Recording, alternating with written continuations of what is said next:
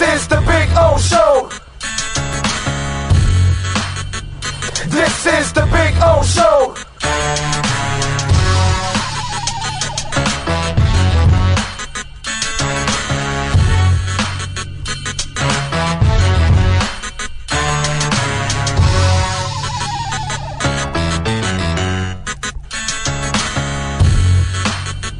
This is the Big O Show.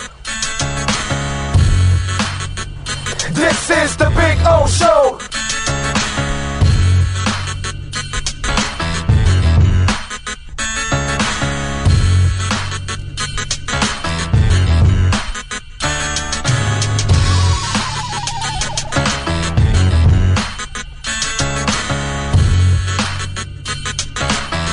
This is the Big O Show.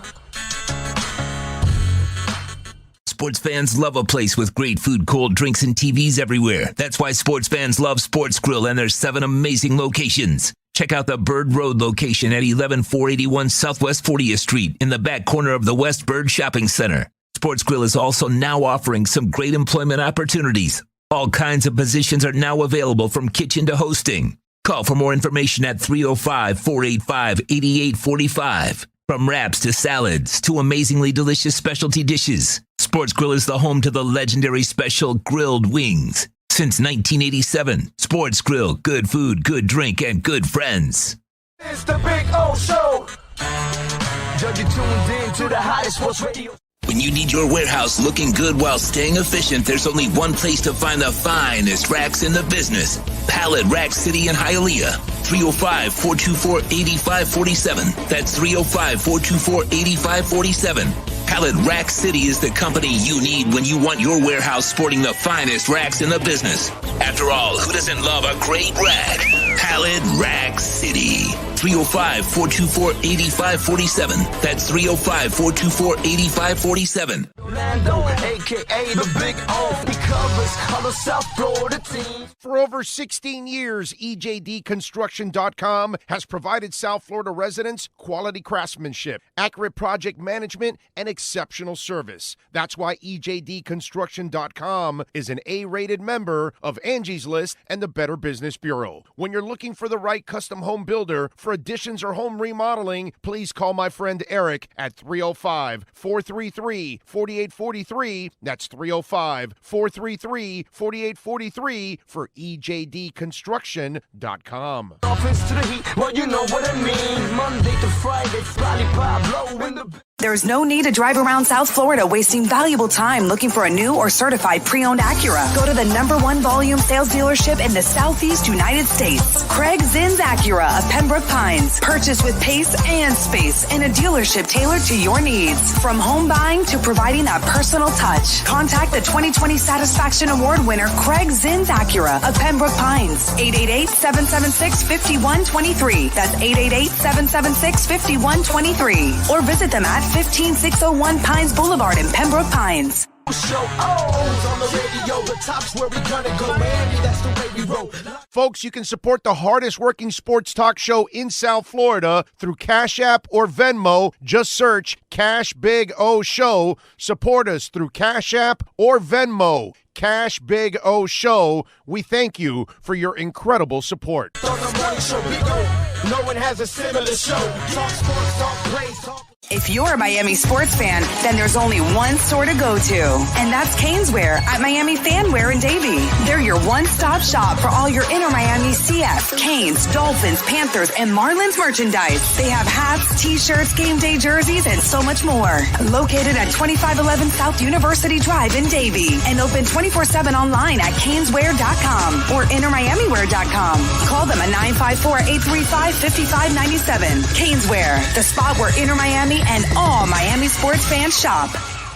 Live and direct, because nobody do it better than Big O in the set. From sunrise, listen live. When you're ready to purchase a new home or refinance the one you have, American Dream Lending will make sure your loan experience is easy with fast approvals and quick closings. With many loan programs and competitive rates, now is the time to turn your dreams into reality. Ask about special financing for veterans. They never charge an application fee and you will work directly with one of their experienced loan professionals. Stop dreaming and contact American Dream Lending today, 786-802-1727 or online at adreamlending.com.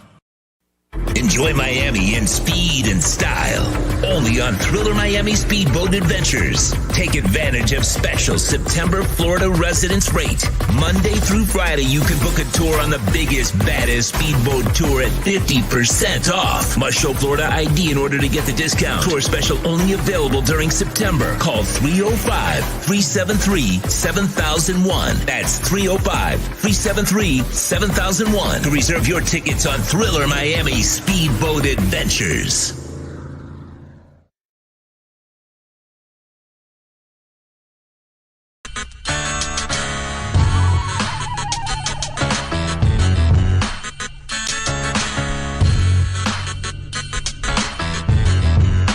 This is the Big O Show. This is the Big O Show. This is the Big O Show.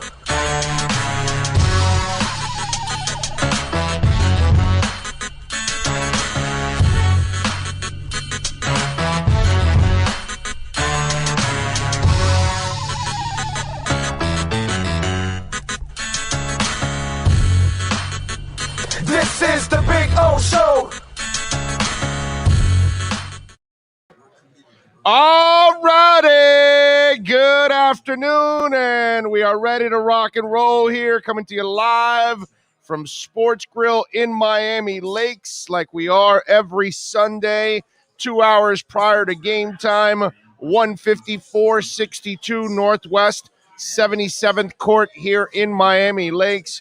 Come on out and join us, man. I got, of course, Sean Stanley by my side, engineer extraordinaire, getting it done as always. And we're out here going to have some fun. We are going to guide you through this afternoon, and hopefully it'll be a good afternoon. And, you know, it's on a day like today, it's kind of frustrating, you know, because we kind of are fighting 20 plus years of frustrations and all kinds of stuff. And I got to say that I'm disappointed in in a portion of the Dolphins nation. All right. Let me start off the show by saying I'm really disappointed in a portion of Dolphins nation that has just absolutely overreacted. Look, maybe this offensive line will never come together. But right now, it's not the time to actually give up on them when they haven't had a lot of experience yet. You know, these guys have barely played and people have given up on them. Tua, a lot of people have given up on Tua and haven't given him a chance. Look, the injury stuff, that we can't argue. We can't really put up with anything there on that side. There's nothing to defend there. He is an injury-prone player. Okay? That's it. I mean, there's no way of getting around that. And Tua, whenever he does come back, and I think that the right thing was actually to put him on the IR, he's not the kind of player you want returning at 70% or 80%. You need him closer to 100 because he's not a durable person. So you cannot have him taking more hits. And clearly they made a mistake putting that much inexperience in front of an injury-prone quarterback. I mean, there's no doubt about that. There's no other way of getting around it. I mean, I would love to try to, you know, make a case for that, but really, you start to look at it, and that just wasn't well planned. And now they're paying the price for it because now you don't get to actually measure your quarterback and where he's at and what kind of progress he's made. And he looks so much more comfortable throughout the preseason, but it's hard to play without an offensive line. I was talking to one of our listeners that's here at Miami Lakes, and, you know, we were talking about the struggles of the quarterback, but he never really looked at the offensive line and the running backs as something that could help this kid out so he could actually develop. But again, when you're running for your life on a consistent basis, it's really hard to figure out whether he can actually stay durable and help you. And look, I'm one of those guys. I have no doubt in my mind that Tua can play at this level. But he's not built like the kind of guy that can stand there and take a beating. And this is why you're in this predicament now. But to me, the part that after 2 games, it's one terrible outing. You're 1-1, and we've got so many people giving up on the Dolphins. I just, it's disturbing. And then the negativity and how, people are just incredibly mad. And to me, it's just weak also. I got to say, I find it weak as hell. Look, 4 or 5 weeks from now, this continues, then I can go with, hey, this is the same old. It's some of the stuff that we've experienced in the last 20 years. I'll go with you on it. I got it. It's bad. It's terrible. But after 2 games, I'm not doing that. I'm really not doing that. And I'm not going into this game thinking it's over. They got no shot at winning. That's also not true. That's just inaccurate. I think this is the kind of team that can go there and beat the Raiders. I know the Raiders have had 2 really good games and 2 really good wins. I get all of that. And congratulations to them. I'm still not there where the Raiders have arrived. And I do believe that the Dolphins have the kind of team that can beat the Raiders. They've got the kind of defense that can show up today and make life impossible on them, make it hard, create turnovers. They can do those kind of things. I think Coach Flo is the kind of coach that can scheme it up today and get the guys, put them in position to be successful, let's say.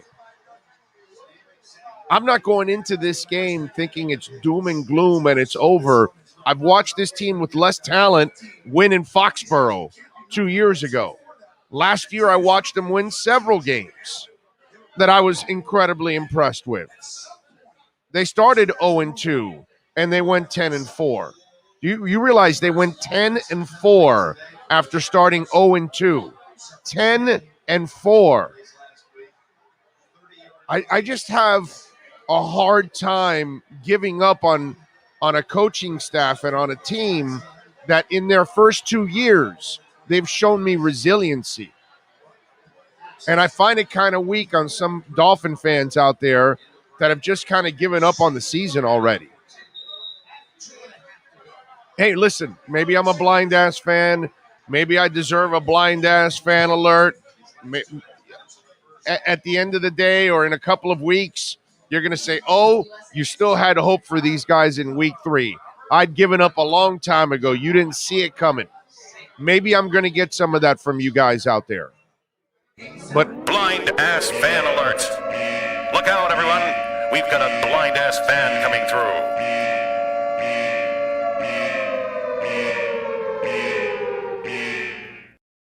So I'm not going there where, oh my God, we gotta this thing is over. It's done. They can't bounce back. Jacoby Brissett is not a world beater, is not a franchise quarterback, but he's a game manager. And today, you just got to have him manage the game. The key is everybody else managing their jobs. Like Devontae Parker, when you're open in the end zone this week or today, you got to catch it. You can't drop it like you did last week. The offensive line, I mean, some of these guys have got to start showing some pride, right? Everybody's killing you. You ended up getting your quarterback injured. I would imagine that you're going to play with some pride today. Defense has got to know that, okay, they've got to play their best game of the season. Coaching staff has got to know they got to coach their asses off this week and put their team in position to be successful. They don't have a great running game right now. Their running back is out for this game. And Jacobs is a hell of a running back. I like that kid. He can play. But now you got him out, so they got to win through the air. You got a pretty damn good secondary. Find a way to play well against these guys. And I know it's not easy because they've got some players. Ruggs can play. Waller's a beast. Edwards has got some talent.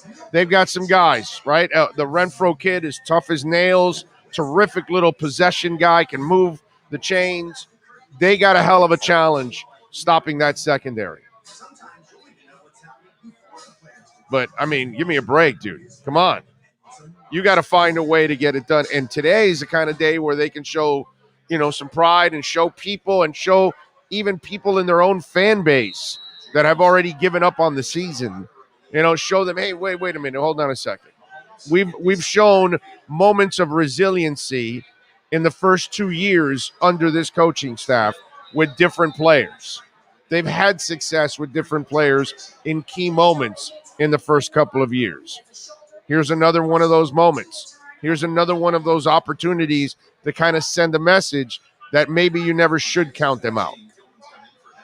So if they've got any pride after last week, today's the day. Today's the day you want to kind of send a message that, okay, the quarterback's injured, but we're not done. Okay, the quarterback's injured, but we can win with the backup. This is where the coaching staff has also got to make the adjustments. Like, don't count on Jakeem Grant anymore as a wide receiver. Turn that page. Use Jakeem for what he is, a returner. Albert Wilson, come on, let's go. You got Fuller back. Get Fuller involved. Get Matt Collins involved more in this game. Mike Gesicki has not been a big enough part of the offense the first couple of weeks. Time to get him more involved. Coaches have got to also adjust to all of this. Move the pocket around a little bit.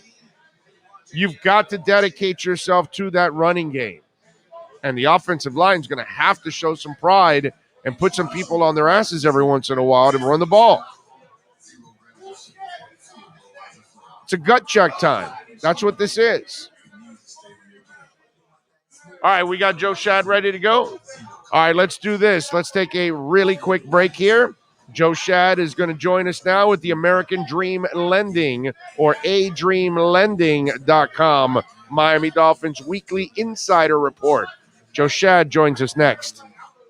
Dolphins fans, buckle up. It's time for the American Dream Lending Miami Dolphins report with Joe Schad. When you're ready to purchase a new home or refinance the one you have, American Dream Lending will make sure your loan experience is easy with fast approvals and quick closings. Call them at 786-802-1727 or online at adreamlending.com.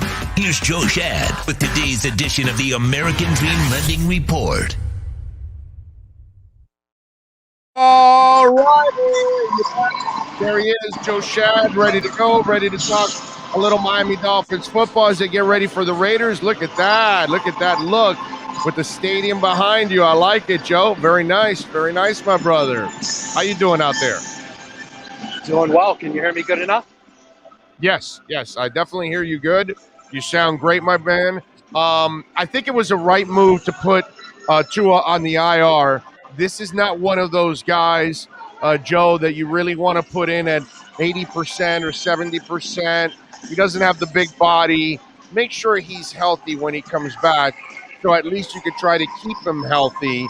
And maybe it buys the offensive line some time to get a little better, too, by the next time you have him around. Your thoughts on placing him on the IR? Yeah, I agree with that. I mean, obviously, Tua and the Dolphins want to be able at some point to downplay the injury risk factor for Tua and, the notion that he's fragile. But you need to take the long-term view here, and it's a 17-game regular season. You have one of the best backup quarterbacks in the National Football League, and West Palm Beach's own Jacoby Brissett. I agree with you. Behind a shaky offensive line, Jacoby, with his experience, that might actually give you a little bit of an opportunity to make some, better pre-snap adjustments too. You know that the Raiders are going to try to bring some pressure today. And look, at worst, Jacoby Brissett knows what he's doing out there.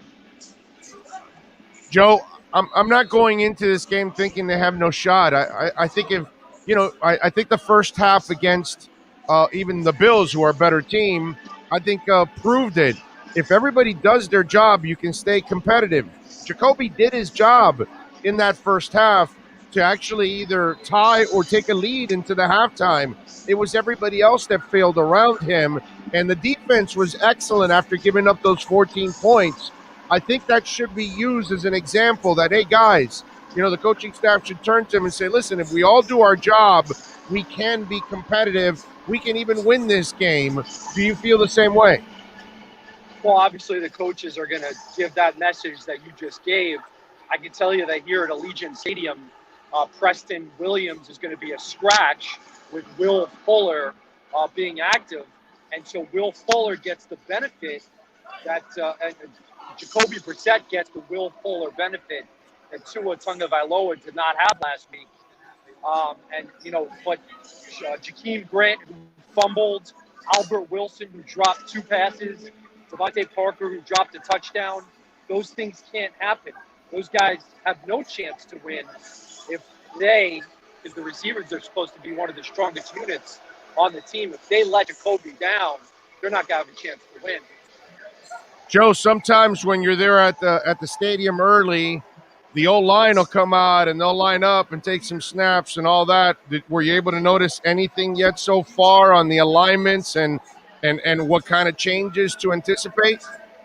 No, it's too early. The Dolphins are very secretive about those sorts of things at this point in time. I'm going to use some common sense, and I'm going to tell you that I think Liam Eichenberg is going to be in the Dolphins starting lineup. Now, do you put him at right tackle? I would put him at right tackle because you got to deal with defensive ends like Max Crosby and Yannick Ngakoue. And those guys are really good. And I think that Eichenberg has good upside. He's technically sound.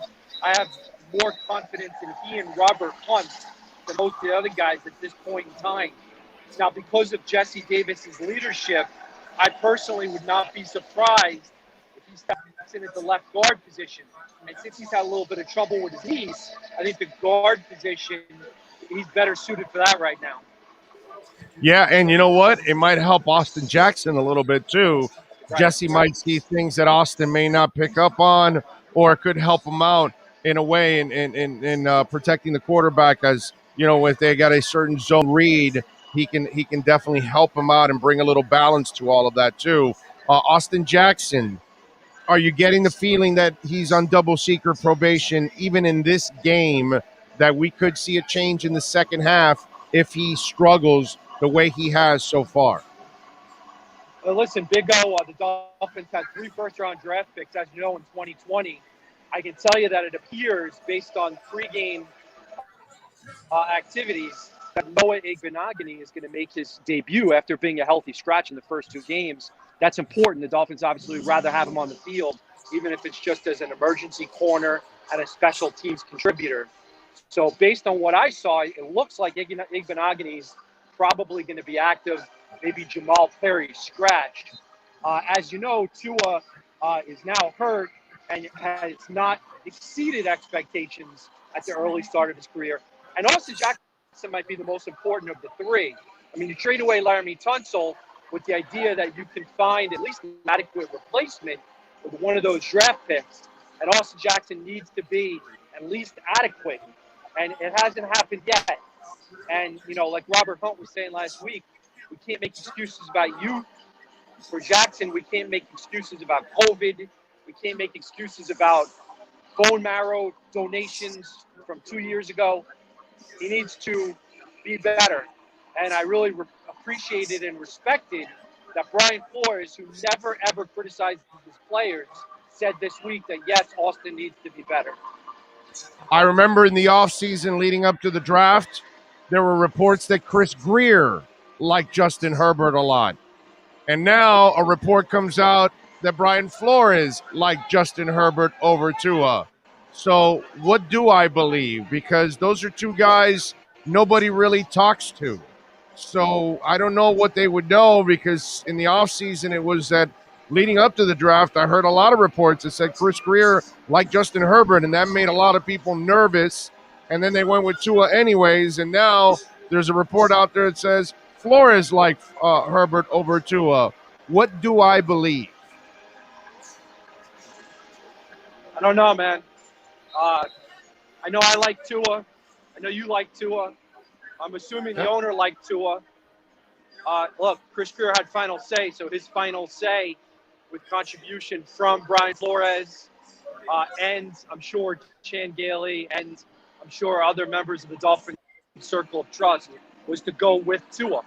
And so, they all get the credit and the kudos when it works out, and they all have to take the blame when it doesn't. Too early to make a call on whether or not this has worked out. It's too early. I mean, are there signs that it might not be the slam dunk that Justin Herbert was? Yeah, of course. But too early to make a decision that any of those guys, Tua, Austin Jackson, or even Igbenogany, are busts. Too early. Too early to make that call. Let's let it play out. Thank you for having some logic in all of this. I mean, this is ridiculous, dude. We got people jumping completely off. This is an offensive line that has 1 year of experience. You know how many linemen were failures in this league and ended up in the Hall of Fame after stinking it out 1 year? And I'm not saying that any of these guys are Hall of Famers, but what I am saying is it's way too early to say none of these guys are going to be good players. And I'm with you. And on the Tua thing, look, the only concern I've ever had about Tua was injury history. And there it is, dude. That's it. I'm convinced he can play at this level, but he's not going to be able to play at this level behind that offensive line. I mean, it's just absolutely crazy. So, Joe, what would you say to all these people out there that have already completely given up on the team? It's too early. I mean, the Dolphins are not as bad as they looked against Buffalo. And, if you look at it, since, in the last, 24 games or so, other than Buffalo, the Dolphins have been really good. And you would say that this is a franchise that is clearly moving in the right direction. So does Buffalo have the Dolphins number at this point in time? Absolutely. Yeah. Do the odds makers out here in Vegas say that even without Tua, the Dolphins are only 3.5, 4-point underdogs? They know what they're talking about. The wise guys know what they're talking about. And so there's not that huge talent discrepancy between, say, the Raiders and the Dolphins that, some people might think. How important will it be to run today, man? Because they have not had any success running the ball. And if you're not going to run it, Joe, at least use them as pass catchers, man. You've got two backs that can really help you out in the passing game as safety valves because of the pass rush. What's the deal in that end, Joe? How important is it, do you believe, that they get these guys involved in this game today? I mean, look, it's a passing league. And so if you're one of those people who says, you know what, it was not a mistake to pass on Jonathan Taylor and guys like that who were available, Najee Harris, guys who have been passed on in the first and early second round, it's because you think that the running game is just not that important in today's NFL. So do you want to have the ability to run the ball at times? Sure. The Dolphins did run the ball with Malcolm Brown to run out the season opening upset at New England. And that gets a little underplayed, right? Malcolm Brown did have a few good carries there. The offensive line did get a couple of runs in when the Dolphins needed to. But, if you remember, Gaskin had a huge screen catch and run in last year's thriller against the Raiders. And so it's going to be very interesting to me to see how Gaskin does against the guy that was in the locker room next to him when he was a rookie. That's Kenyon Drake, who's going to be the lead back for the Raiders today. Or did the Dolphins make a mistake in not bringing back Kenyon Drake? We'll see. I think that Kenyon Drake is very motivated to play against his former team based on everything I've heard coming into this game. I'm sure he is. All right, we'll wrap it up with this, Joe. What is the prediction for you today, my friend? We both got it right the first week. We both got it wrong the second week. What do you got going this week? I'm going with the Raiders by 4. I think Brissett and the Dolphins defense keeps the Dolphins in the game into the fourth quarter, but I just think it's going to be hard against the Raiders pass rush. and Derek Carr to win. I think it's going to be hard to win this game. Yeah, no, there's no doubt it's going to be hard to win this game. I'm actually going to go with a shocker here. I'm going to go with the Dolphins shocking the world and winning by a point here in this one. I think the coaching staff for the boys are going to somehow or another find a way to win this one. I'll explain more throughout the show, but appreciate you, my man. Enjoy Las Vegas, my friend. Thank you for the coverage as always. Safe travel on your way back. See you, Big O. You got it. There you go. Joe Shad, baby. Joe Shad. Getting it done, as always. What can I tell you? What can I tell you, ladies and gentlemen? Joe Shad. Most people pick the Raiders. What am I going to do? And let me tell you something. This is why I'm going with the Dolphins. Because everybody's picking the Raiders. Everybody's confident the Raiders will win. Everybody's confident the Dolphins will lose. And you know what? I kind of like the Dolphins to shock the world here on this one. An ugly game, a way they find ways to win. The ball bounces their way. They get a field goal laid, something along those lines. But I think the defense is going to step up. I think some of what you saw after Buffalo took a 14-0 lead to the end of that half, I think they're going to look at that film and they're going to say, why can't we play like this all the time? Why can't you guys give me this for 4 quarters? And one of the things that there's no faith in this team right now. There's no faith in the offense. There's no faith in the quarterback position. There's zero faith right now, apparently, in the coach in the front office. And this is the same coaching staff that at the end of the first year won in New England. This is the same coaching staff that fought through 0-7 and then still ended up going 5-4. This is the same coaching staff that went 10-4 with really nice wins against the Rams and against the Cardinals and impressive wins last year. And then they ended up in double digits, something that none of us, including yours truly, I didn't think they could do that. I thought they were going to be closer to 500, if I remember correctly. I think that's what I said, not 10 wins. And in a way, this is the kind of game that Flo can remind people, hey, you guys kind of missed out what happened the last 2 years. Did you forget that we're a pretty good staff? Did you forget that we're a pretty good team? And this is the part of this equation that I actually love because nobody is counting the Dolphins in. I get it. I'm crazy. I get it. I understand. It's fine. Not a problem. You want to call me crazy? You want to say I'm insane? There's no way that they'll win. They've got no shot. I disagree. I think they can win. I think this can be the kind of game where the defense does harass Derek Carr. I think this can be the game where the secondary does a good job against their receivers. I think this can be the game where Jacoby Brissett plays within himself. Okay, listen, he's not a franchise guy. Like some guy was asking me, Richard was asking me, what was it he asked here before? He said, Big O, I asked you 4 months ago about Jacoby Brissett, and you said if Tua gets hurt, the Dolphins are in trouble, and I saw Jacoby Brissett in training camp, and he was not good. Jacoby Brissett is not a franchise guy, but he's a game manager. And if he just does his job and everybody else does theirs, they're not playing world beaters. They're not playing the defending Super Bowl champions. The Raiders have not arrived. Yes, they've had a really nice start, and bless them. And I don't buy John Gruden and the Raiders as it is. So they've already started off better than I even expected myself.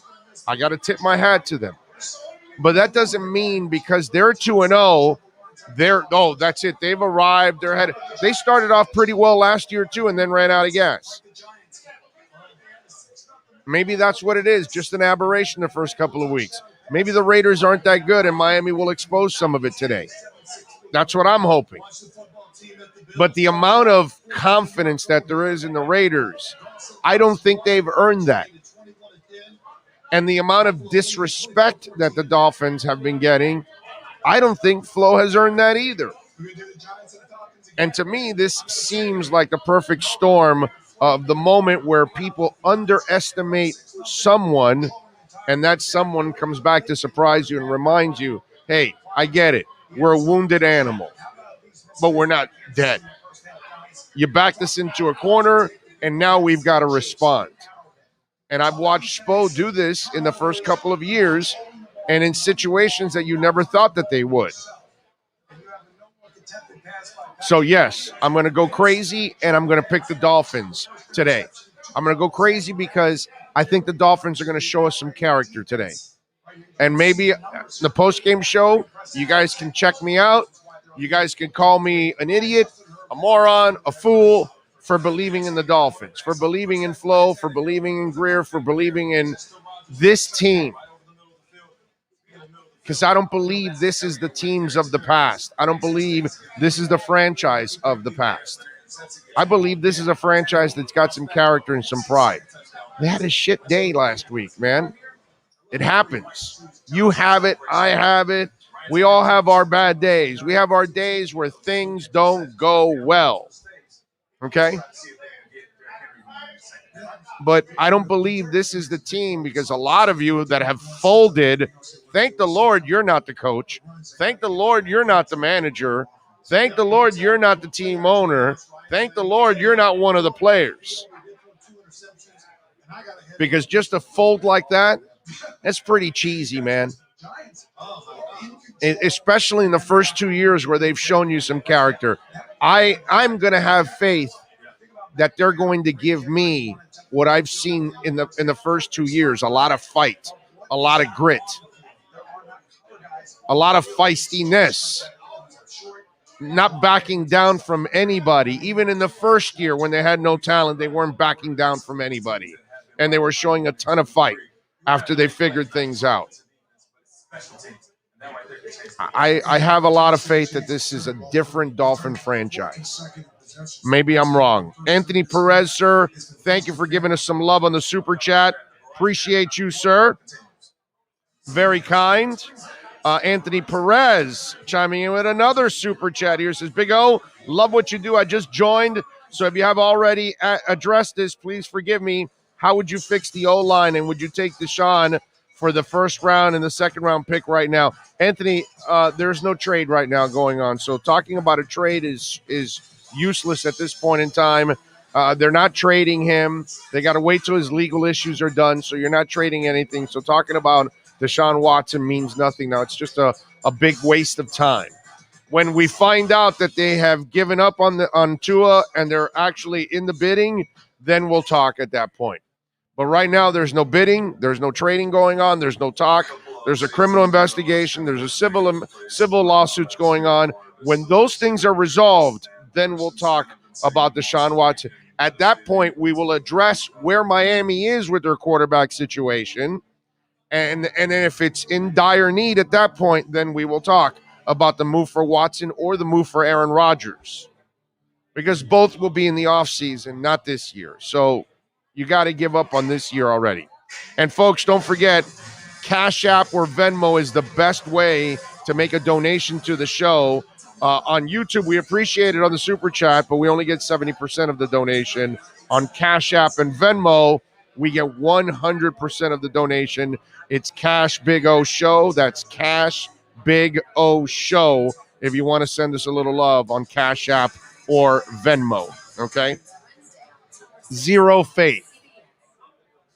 Well, I'm going to show faith. I'm going to show faith this week. I'm going to give them the benefit of the doubt that they've earned in my eyes. And I love when everybody's convinced one side's going to win. That situation happens all the time in sports, right, Sean? Everybody thinks one side's going to win. They're convinced, and then the other side shocks the world. You got the Dolphins shocking the world today, Sean? I do, a little bit differently. I think it's going to go back and forth near the end, but a field goal will win it for the Dolphins. Yeah, I got a close one, too. I got a tight game. I'm not talking about a blowout or anything like that. I would love that. That would be great. But with blowouts the last two times, it hasn't worked out great for me, so I'm just going to go close game. Yeah, close Dolphins game. win. I think, it's hard for me to imagine a blowout today, but I got the Dolphins winning, man. I got faith in the boys. I know I'm crazy. Al says, fight is what we want to see. Youth is what we have. When our youth shows up, watch out. Might be today. Who knows? I hope you're right, dude. Drake should have 100 yards. We'll see. We'll see. Not going to lie, it's going to sting if the Chargers win in Arrowhead with Herbert playing so well. Well, is it Herbert or is it also Hilaire playing? Edwards-Hilaire has had some critical fumbles now, dude. Okay? And Herbert's slinging around there. There's no doubt. But KC has not played well in a long time. Their first 3 drives all ended with turnovers. In this game right now, the Right. first 3 drives were all turnovers. Yeah. KC has been playing off of their talent, but they're not playing up to their talent. If that sounds, they've been playing by the seat of their pants for the last year. Since they won the Super Bowl, most of last year, they kind of come in lackadaisical. They know they're so gifted. They fall behind heroics, and they win a lot. But they have not played the kind of football from beginning to end of a game where they play up to their ability and they take care of teams and route them and control the games. They're not doing that, man. They're doing a lot of heroics BS, and that stuff ends up catching up to you. They've got to get back to playing to what they are, man.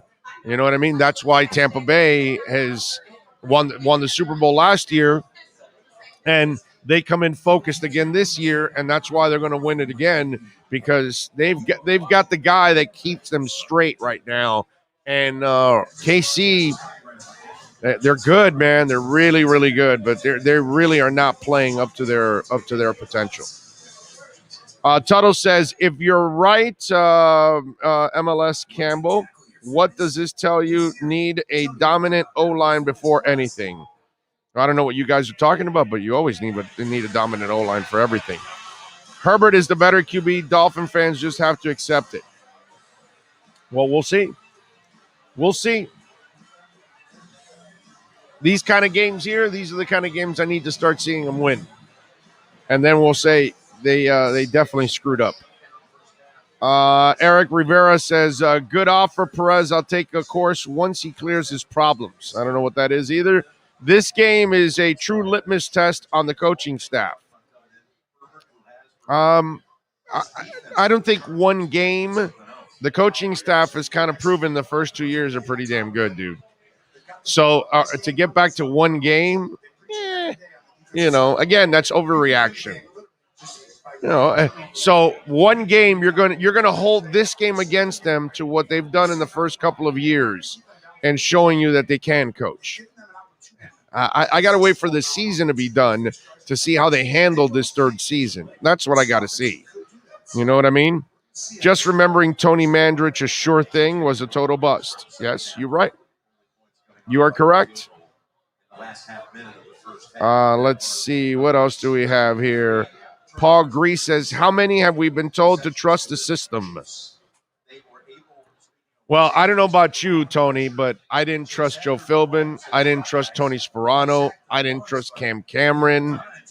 So, see, that's the difference. If you followed me throughout the years, I didn't follow those guys.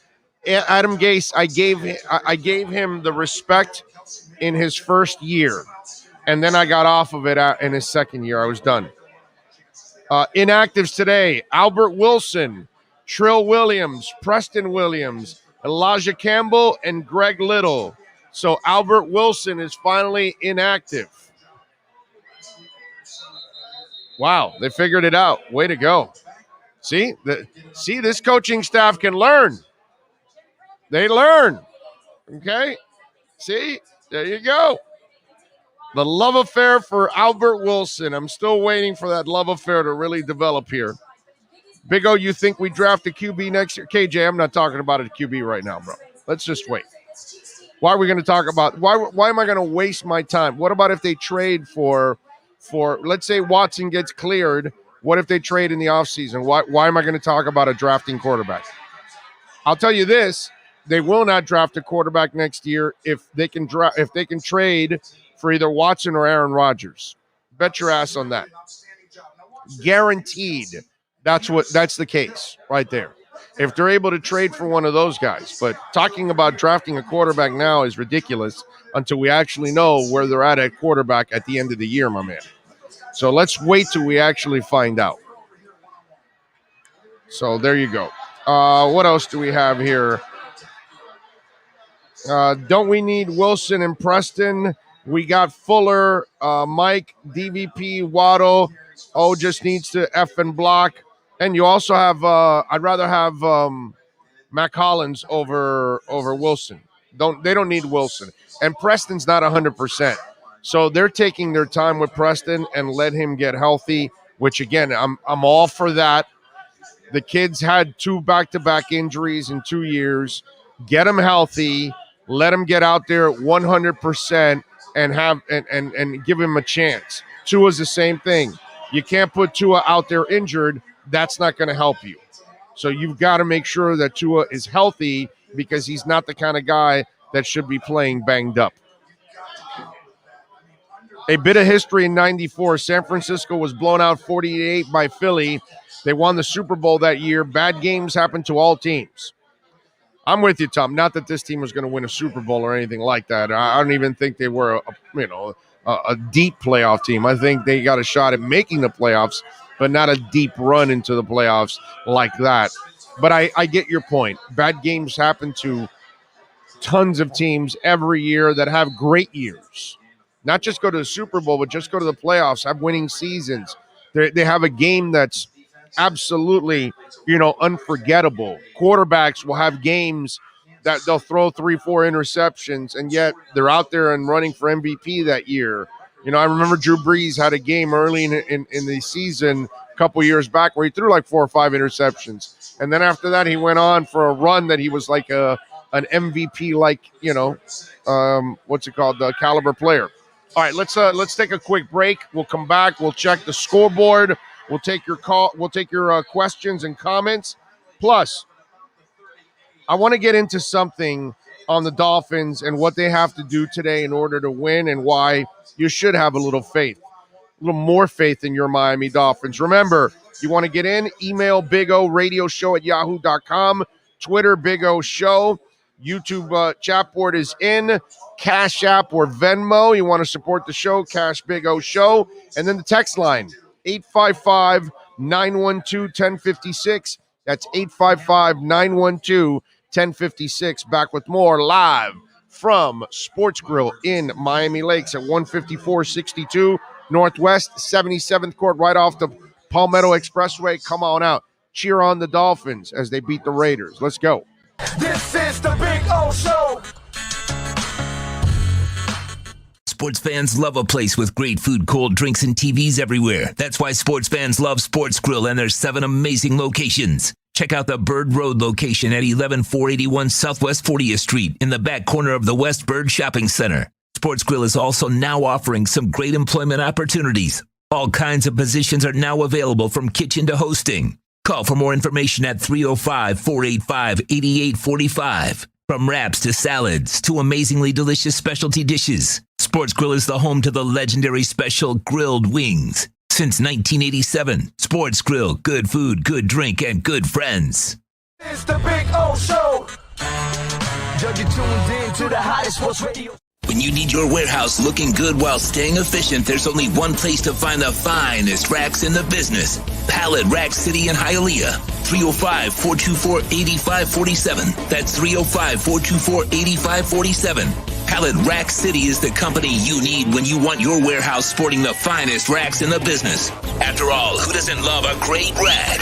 Pallet Rack City. 305-424-8547. That's 305-424-8547. Orlando, a.k.a. the Big O. He covers all the South Florida teams. For over 16 years, EJDConstruction.com has provided South Florida residents quality craftsmanship, accurate project management, and exceptional service. That's why EJDConstruction.com is an A-rated member of Angie's List and the Better Business Bureau. When you're looking for the right custom home builder for additions or home remodeling, please call my friend Eric at 305-433-4843.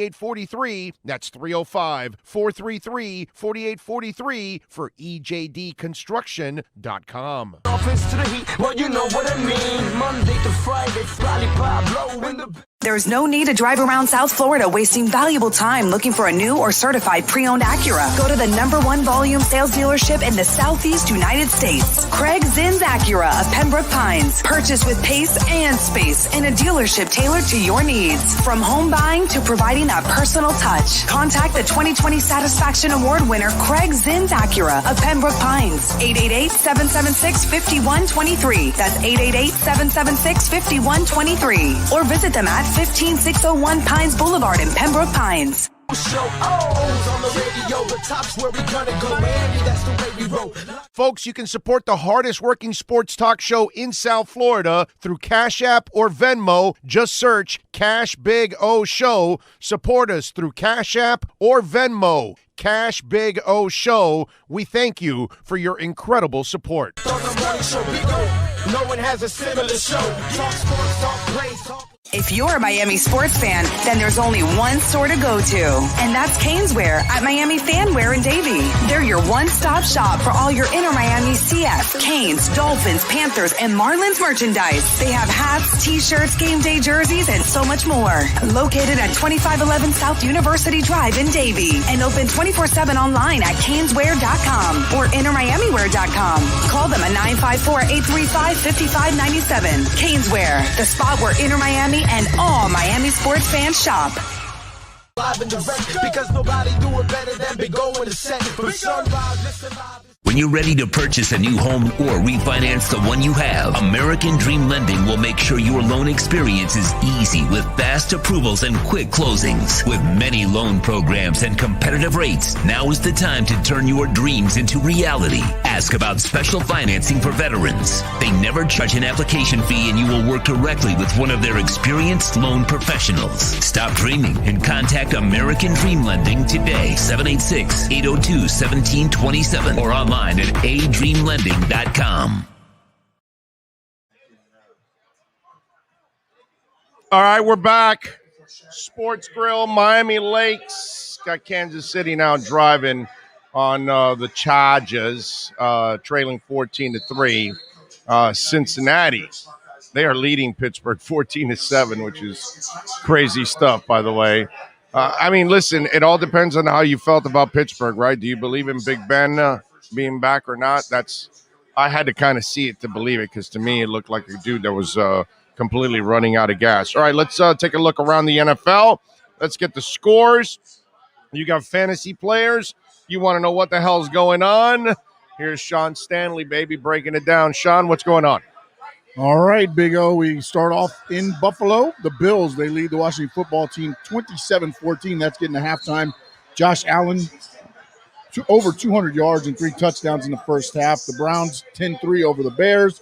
The Ravens 10-0 over the Lions. Lamar Jackson 147 yards, a touchdown, and 51 yards rushing. So if you got him on fantasy, doing pretty good so far. The Titans 14-10 over the Colts. Tannehill 129 yards, 2 touchdowns, 2 interceptions at the half. Chargers 14-3 over the Chiefs. Herbert 131 yards, 2 touchdowns. Mahomes 124 yards, 1 interception. Kansas City 3 turnovers so far in the first half. The Saints 14-3 over the Patriots. Winston 99 yards passing, but 2 touchdowns. Mac Jones 105 yards with an interception. Falcons Giants 7-6 there. The Bengals 14-7 over the Steelers. And in what might be the surprise so far, the Jaguars, they lead the Cardinals 13-7 as they just started the third quarter, and the Cardinals have the ball 1st and 10. So we'll keep an eye on that game. But so far, Trevor Lawrence 117 yards, 1 touchdown, and an interception. Murray, 107 yards passing. He does have a rushing touchdown on the day. Back to you, O. All right, there you go, Sean. Thank you, sir. Appreciate it. There you go. Keep up with some of the scores around the NFL. And the Chiefs, by the way, they are down to like the 3-yard line. They have 3 turnovers in this game, and they're only down 14-3. And they're about to maybe put 7 on the board and make it 14-10 with 3 turnovers. I'm telling you, man, they're so gifted. If they actually played up to their real potential, they would be incredibly scary. I mean, they're already scary as it is just because of their raw ability. But if they didn't play a sloppy game week in and week out, that team would be, wow, like nasty, dominant and nasty. Kansas City, let's see. Touchdown. It's 14-10, awaiting the extra point. That's amazing, man. Big O, do you think we should give Isaiah Wilson a second chance? Maybe we could sign him to the practice squad. I mean, he can say whatever he wants, that, he got some treatment or whatever. I don't know. At this point, you got to first find out. See, here's the problem with some of you out there. You've already given up on all these linemen, like Jackson. That's it. You're convinced he can never play. And I'm not convinced that he can't play yet. I got to see a lot more before I say, okay, there's no hope for this young man. I get it, dude. He's played terrible. But you got to give him some time to try to figure this whole thing out. And they did make it. Yeah, they made the extra point. So it's 14-10. And that's the problem. And, for those of you that have asked me, well, should they go for veteran linemen? There aren't going to be a lot of linemen out there on the street that can really help you at this point. This is where Miami kind of put themselves in a tough position because they didn't put enough experience in front. And I'm not talking about half-ass experience like Skora and DJ Fluker and stuff like that. No. I'm talking about Tunney and some of the high-priced free agents that were out there, and they were worth it. You had to – if you're going to draft Tua, that's what you should have done. That's the mistake they made. That's a legitimate shot that you can take at them that, dude, how are you going to draft an injury-prone quarterback and put him behind a rookie line? That doesn't make any sense whatsoever. And that's where they ultimately screwed up. But at this point, to fix the line, it's got to be from within. Unless you can trade for somebody else, and then if you're going to trade for somebody else's extra lineman, they know you're desperate, and then they're going to force you to overpay badly. And I don't know if you want to do that also at this point. This is why placing Tua on the IR, I have no problem with that because you need to get him healthy. Even though he needs to play and he needs to prove to people. See, some of you already are convinced he can't play at this level. But the other group of folks, like yours truly, you got to prove to people that you can be durable. You're not durable. You've never been durable so far in college and the NFL. Now you've got to prove to people that you can be durable. You haven't even played a full season and you busted your ribs already. That he's got to prove that he can stay on the field. Because if you're not available, then you're done, bro. And I'm not, and I lose interest big time with players that cannot stay healthy. I'm not a fan of that. I'll give you a break a little bit. Everybody can have a bad luck period or two with anybody, but eventually you got to prove that you can stay on the field, and Tua has not proven that he can stay on the field, and that's a major problem. That's something that he's definitely got to fix. Like I told you, the text line 855-912-1056. That's 855-912-1056. If you want to get in on the text line, you can also reach out to us and support the show by Cash App or Venmo at Cash Big O Show. That's Cash Big O Show. Let's see. I've been listening to you since you were on 560 at 5 a.m. This is the first coaching staff I have confidence to fix things week to week. Everyone forgets that we are only in year 3 of this rebuild. Give this staff a few more drafts, and I think we'll be one of the top teams in the league. Adam Implantation. Adam, you and I are kind of along the same path. I'm not ready to give up on any of these guys. I got to see a lot more. I've seen so much in the first 2 years. Why wouldn't I believe that you can get better? I'm going to lose my lunch.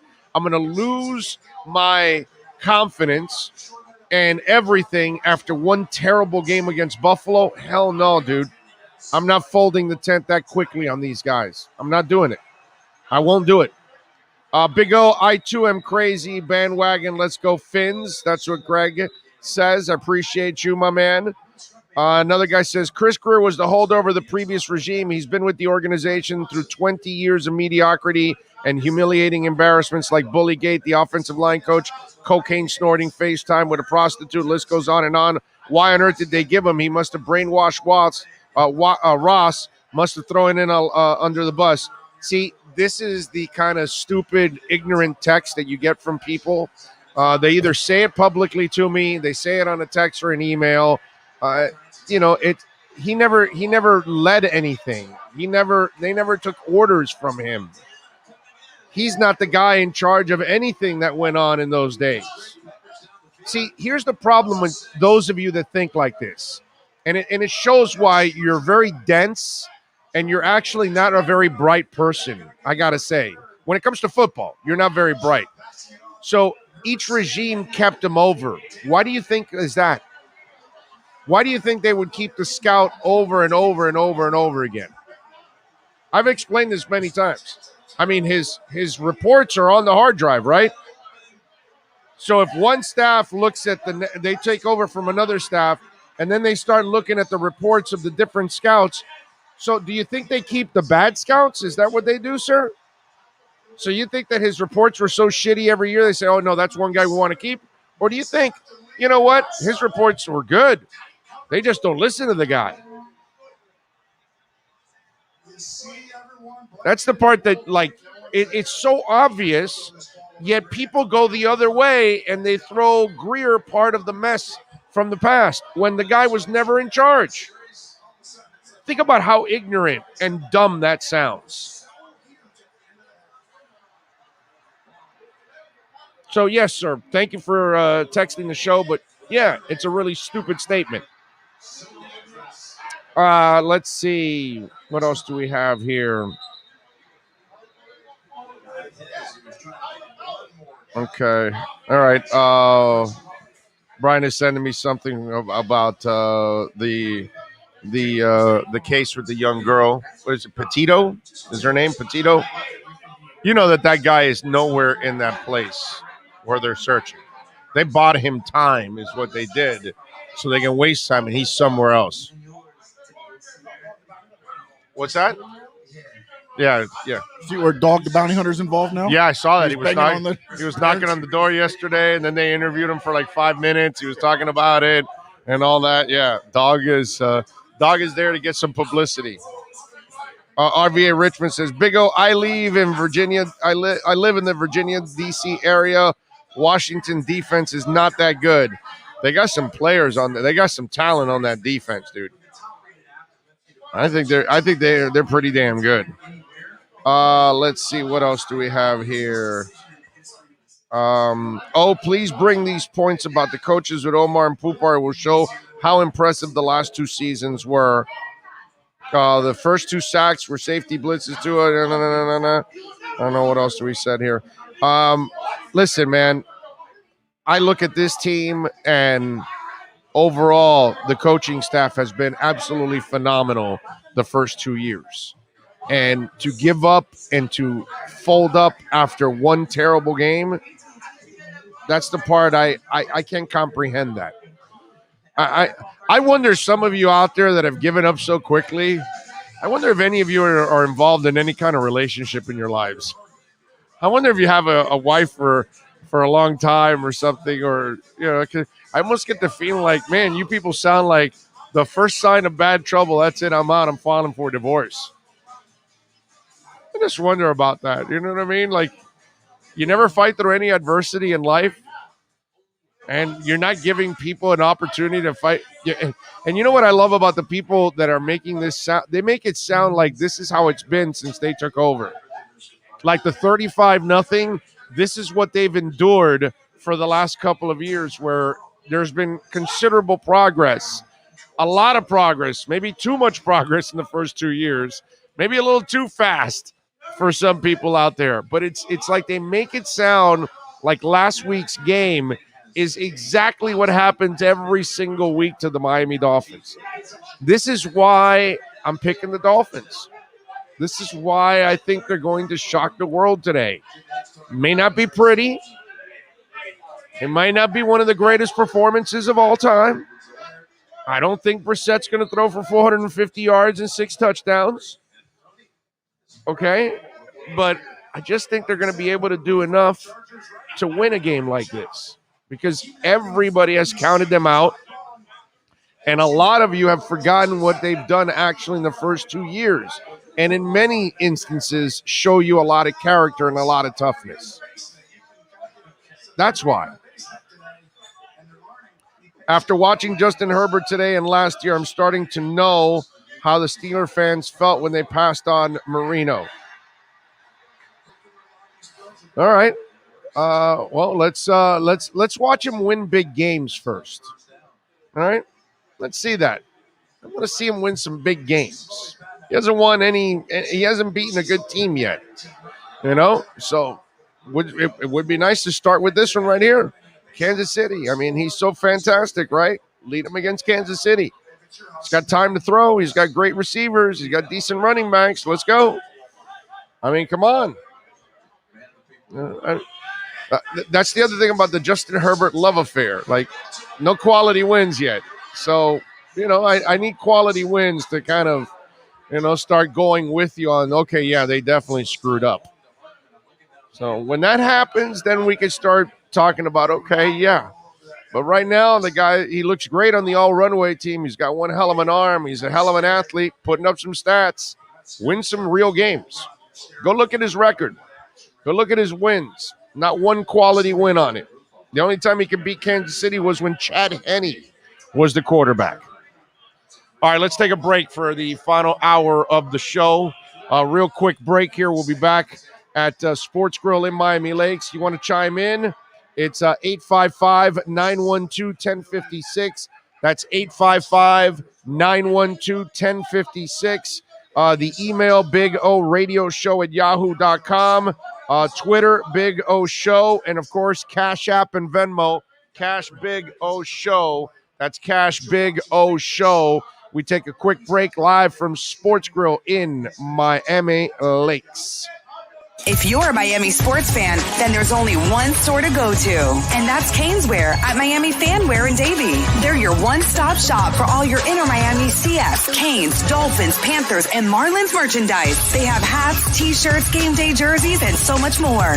Located at 2511 South University Drive in Davie, and open 24/7 online at caneswear.com or innermiamiwear.com. Call them at 954-835-5597. Caneswear, the spot where inner Miami and all Miami sports fans shop. This is the Big O Show. There's many ways to support our program, from subscribing and liking the show to visiting our terrific sponsors. Another way is using Cash App. If you would like to donate to the show and help us grow, download Cash App and search Cash Big O Show. That's Cash Big O Show. We appreciate your support as we continue to build the best sports show on the planet for South Florida sports fans. Support the Big O Show by using Cash App and donate to Cash Big O Show. Thank you for your incredibly loyal support. This is the Big O Show.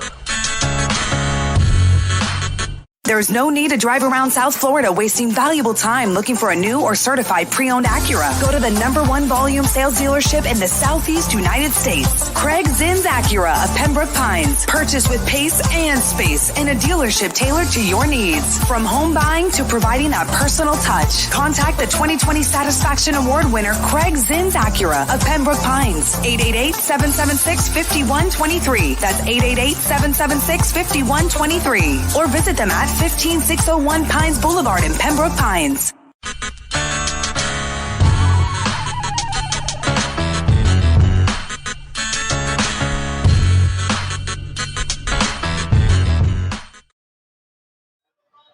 Fumbalaya, Fumbaruski. There we go. We got the Kansas City Chargers game. Mahomes fumbled. I don't know if they got it back or not. Inside the 5, they're looking to take the lead. After Justin Herbert panicked on 3rd and 1 and threw the ball away under pressure. No, but he's, the second coming. I like the guy who says, after watching Justin Herbert, this and that. And he didn't watch the 3rd and 1 when 3rd and 1 and Herbert panicked and threw the ball away. That's all right. But he's the second coming, He's godlike right now. I mean, he's a big time player. Big time wins. Pressure situations. You know what I'm saying? Pressure situations. Last couple of years for Herbert at Oregon were not good. They weren't impressive. I know that. He made more with his legs and his arms. But that's all right, dude. It's all about narratives, my man. I talk about this all the time. All the time I talk about this. People pay. Look, the guy just told me, after watching Herbert, and when he said that, Herbert was on 3rd and 1 and failing and panicked and threw the ball away right away. It's whatever you want to, whatever narrative you want to create. He's big. He's got a big arm. He put up some stats. They kind of leave out that, they're hollow stats. It's all right. Lots of guys have hollow stats, man. Jeff George had a ton of hollow stats also. A ton of them. I know those quarterbacks over time that, they can put up some stats, Kirk Cousins, but they ain't going to win anything for you. Ryan Tannehill, they can put up stats, but they're not going to win anything for you. I know those guys. I've seen those guys. I've been covering this league and watching it for a long, long time. I know those dudes. I've seen those dudes. Jake Delhomme, they can rack up some stats and tease you and all that, but when push comes to shove and they've got to be the guy, they're not going to be the guy. They're not going to be the guy. Whatever. Just keep making up whatever you want for that. Let's see. To be fair, I haven't been abused by my wife like I have the Dolphins. I keep telling myself they love me, but they never show me when it matters. When was it they're supposed to matter, sir? Seriously, be honest now. Did you think they were really a better team than Buffalo? I mean, you could think that maybe they could win the game, but were they really better? You make it sound like they're supposed to win the game. You make it sound like they're the better team or something like that, which none of it is true. None of it is accurate.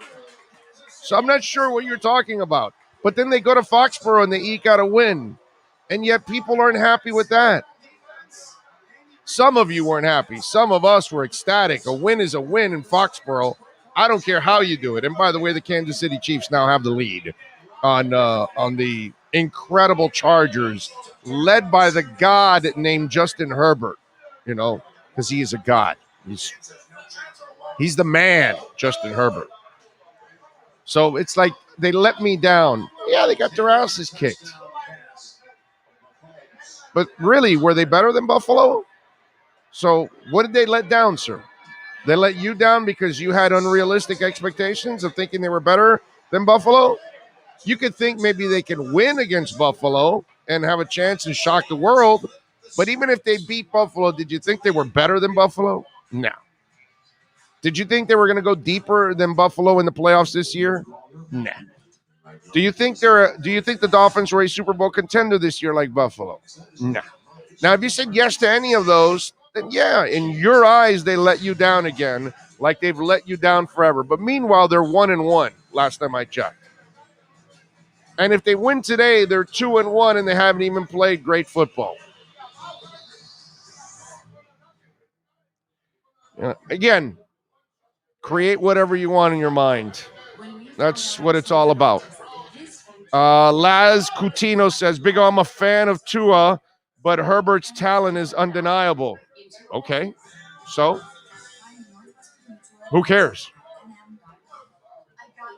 I need to know he's a player, bro. Who gives a shit about talent? Jared Goff's got a lot of talent, dude. You want him quarterbacking your team?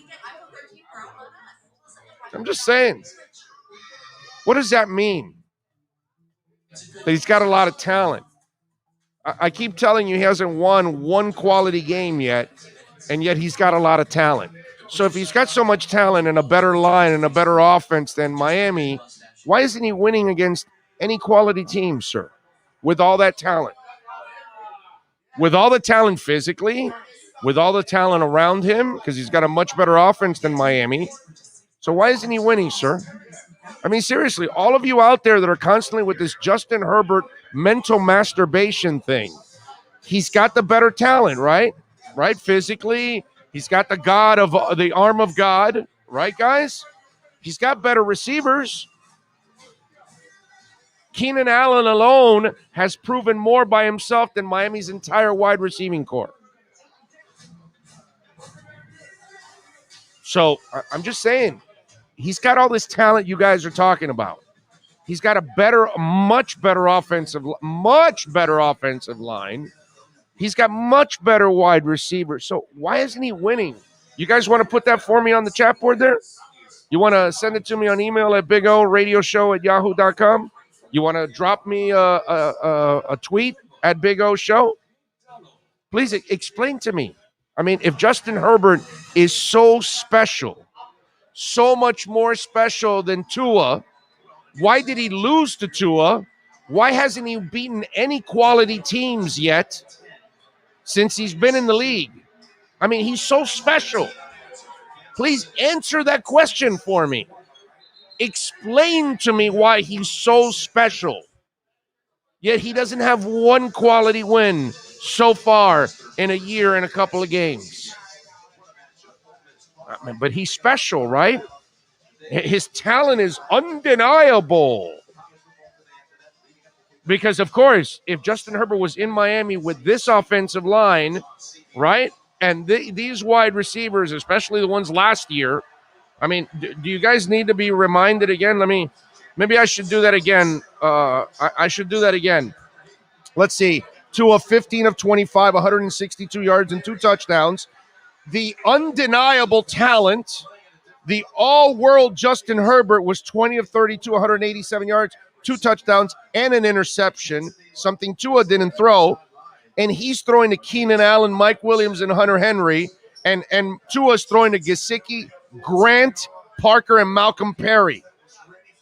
I mean, his talent's undeniable, ladies and gentlemen. Narratives. Spin whatever you want, baby. But don't bother with the facts. Because, of course, everybody that tells you his talent's undeniable, there's no results to back up his undeniable talent. You got a bunch of empty stats. Undeniable. He's so amazing. He's so amazing. I left all of you Justin Herbert whiners completely speechless. You can't say anything. Can't say anything because he's so undeniably great. Troy says, I thought we would at least compete with the Bills, not get blown out at home. Disgraceful performance. That's what it was. That's it. That's it. And then you chalk it up and you walk away and you leave it behind you. That's all. But that's not what you are the entire season. That's why I told you guys at the beginning of this show, I said, in a few weeks, if play like this continues, then I will tell you, you guys are right. This thing has completely gone off the rails. They don't know what the hell they're doing. But if they come back and win today and they somehow find a way to win on the road, right, then what? I'm just saying, then what? Then what's the excuses now? What do we say next now? What do we have to now then take a shot at the Dolphins for what? And then those of you that have panicked on this entire season, where do you stand then? Let's allow things to actually develop before we say This line can't play. Tua's done. Flo can't coach. Greer can't find talent. Let's wait till Justin Herbert actually wins games that matter before we actually say he's great.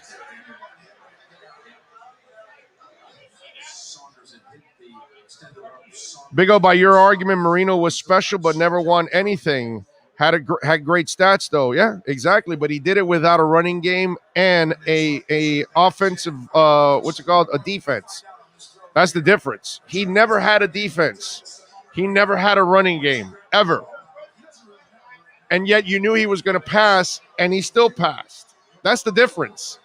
And he still got to the playoffs a lot. Yeah, and they won. Yeah. They had wins. They had the playoffs. They didn't get Super Bowls, but they got wins. And they got to one Super Bowl. But, I mean, again, who was better, San Francisco or Miami? Come on, man. Let's be honest. San Fran was a much better team. I mean, did you watch Marino, sir, or you were just throwing that out there because you didn't actually watch the game?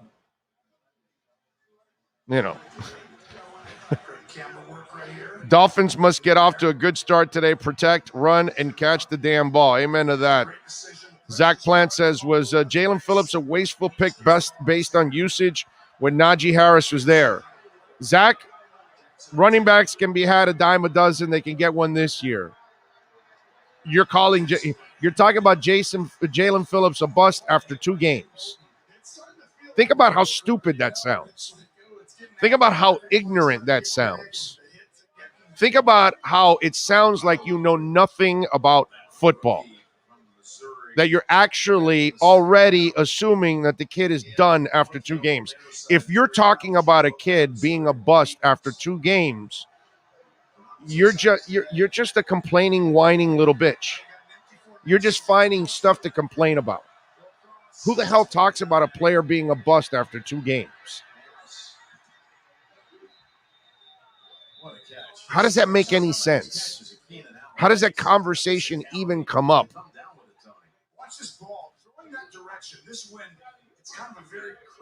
See, these are the things that just sometimes fans say, and this is in every fan base. This isn't a Miami thing. We have stupid fans in every fan base. Every fan base has a level of fans that are just plain stupid. That's why we call you fans and we call you fanatical, because you have no logic. Just like the whole Justin Herbert thing. You have no logic. 3rd and 4, and he throws a 1-yard pass, and the drive is over. You have no logic with Justin Herbert, but you'll continue to create whatever narrative.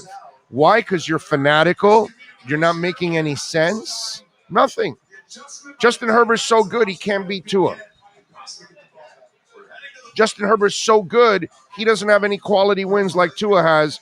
And I'm not talking about beating the Chargers as a quality win, by the way. But it would have been a quality win for him because the Dolphins had 10 wins last year. But it wasn't. Just so next time, for any of you out there, when you have that guy tell you about Justin Herbert or that woman tell you, oh, Justin Herbert, tell me, hey, so give me any quality wins by Justin Herbert. And then they'll go, and you tell me, hey, he lost to Tua. So if he's so good, how come he beats no winning teams? Just run that by them. And then I want him to then have them say, what? I mean, I thought he was so good. I'm assuming Bruce Smith and Jason Taylor are bust after their rookie years. Exactly. Yeah, by that guy's standards, remember, Taylor wasn't even very impressive in the first 2 years. Second year, he did have like 5 sacks, I think it was. But he really didn't come into his own until years 3 and 4. That's when he became, started to become Jason Taylor. It took him a couple years. He had to build up his body, if you remember. They ran on his ass like crazy. Because in order to nullify his pass rush, they would just run at him. And then he was skinny, and he couldn't hold up against the run. But he's a bust, of course. Michael Myers says, thank you for calling out these fake Fins fans. I mean, it's just the level of panic is laughable, is what it is. It's freaking laughable. the panic level for you guys, for some of you out there. And then, and again, all this other stuff. You know, hey, Justin Herbert got off to a nice lead on KC. How come he's falling behind, and how come now he's feeling pressure and he can't get it done on the key downs there? I wonder, but he's so good. But he's so phenomenal.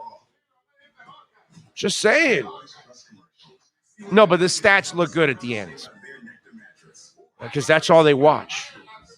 All you Justin Herbert fans that you think, oh my God, the Finns made a terrible mistake. All you do is you look at the stats at the end.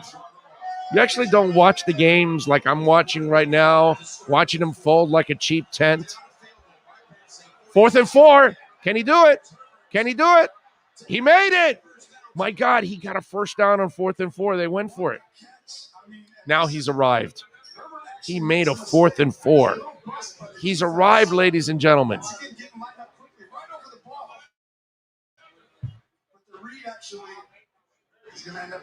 Very true, Big O. If managers gave up on their employees after a few weeks, the unemployment rate would be over 60% in this country. Athletes shouldn't be treated any different. We all suck at the beginning of our jobs. When we start a new job, a new career, a new thing, we're one of the worst employees at the beginning because we're trying to figure it out, man. That's life. I went to my buddy about that with Justin Herbert, and he tells me my argument makes no sense. Well, that's fine. Then they have nothing to stand on when you tell them, where's his quality win? Where? I mean, if he's so good, right? He's got better receivers in Miami and a better offensive line, but if he's so good, how come he can't even beat Tua? Big O, don't stress if people are crazy, don't know football. It's just all, and they're also little panic bitches too. Touchdown, Justin Herbert. He got him the lead. He's arriving, folks. There he is. There he is. What was that? Right here in front of us. Right in front of us. He is arriving. He is making it happen right now, right before our eyes. Justin Herbert. It's actually a nice pass to Mike Williams. And it's a great story, Mike Williams, too, man. Because he had the kind of back. That guy was, you talk about injury prone. Mike Williams was as injury prone as it gets. Check out his injury history coming out of Clemson, and then at the beginning with the Chargers, and somehow or another he's been able to stay on the field the last couple of years. Miracles. Back issues. The great Justin Herbert has just given them the lead. 21-17, folks. There you go. But also, you saw the time that he had to throw that, right? Yeah. Does he have that time here in Miami? No. But he doesn't need time because he's phenomenal. He's the great Justin Herbert. He's the man. One thing I'm worried about, that they'll trade Tua. Well, dude, if they're trading Tua, it's because they're getting somebody that they feel is better. Let's be honest now. So I'm not going to worry about trading Tua right now. I'm not going to worry about trading for Watson. I'm not going to worry about trading for Rodgers. I'm not going to – those things, we haven't crossed that bridge yet. So let's just wait till this season plays out so we can actually, then really look at it, and then we can actually talk about something with substance. Right now, there's no substance. 50 Cal says, I understand believing in our guy Tua, which I do, but Herbert would look a lot better behind that line. Herbert can take hits that Tua can't. Are you sure about that?